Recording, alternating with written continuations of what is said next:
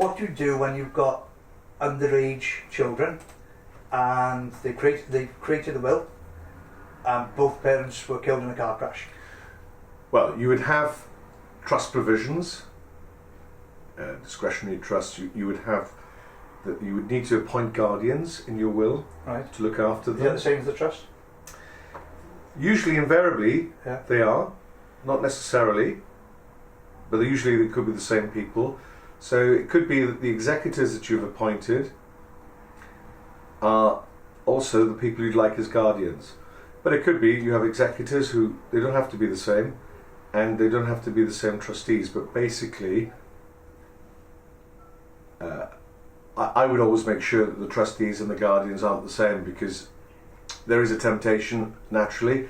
They've got kids as well, perhaps. They're bringing up your kids, and they may well dip into the pot, yeah, in a way that perhaps they wouldn't if somebody else was also appointed to say, you bought a new car, but you bought it for your son and not, yeah, from the pot. It happens, it's natural, and whatever. You might even say, oh yeah, but he's older and he can drive him to the rugby. okay, Okay, but I don't think, perhaps there should be a pool car or something like that, or yeah, or whatever. You know how it is, yeah, and sometimes there is that put temptation out of play. So the guardians are going to be the people who are going to bring up your children, yeah, with the moral compass that you want, yeah, with all the religious or other cultural aspects that you want to ensure, right, yeah, and wrong and so forth, happiness, love. So that's the job of the guardians. It could also be that they're the right people for being executors. yeah, Not always the same, but they could be. yeah, And it could be that you think, do you know what, I trust him implicitly, he's a financial advisor.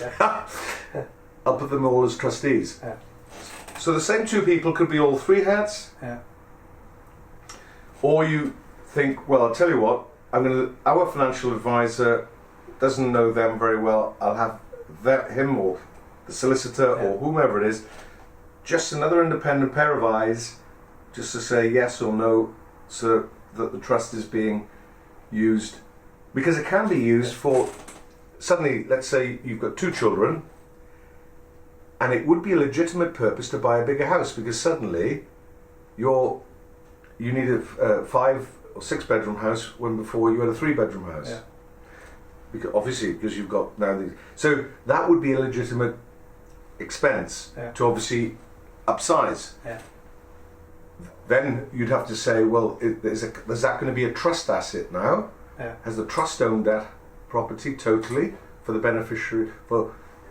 the two other younger kids that you've taken on board, whose parents have died? yeah, Or does the trust only have half of it, because the trust may not be able to afford it? yeah, Might be a small trust, or it depends on the circumstances. And then the other half is because the family, the guardians, have sold their house, yeah, and used that equity as well to buy, yeah, property. Gets very complicated, isn't it? Yeah, Very easy. But it is what life is. yeah, Is what you hear in conversation generally, isn't it? People tend to have, at least on average, 2 families that yeah, they get involved in, whether it's divorce, whether it's death, or whatever. So all these things are then involved with the drafting of the will. That's why particular care needs to be taken.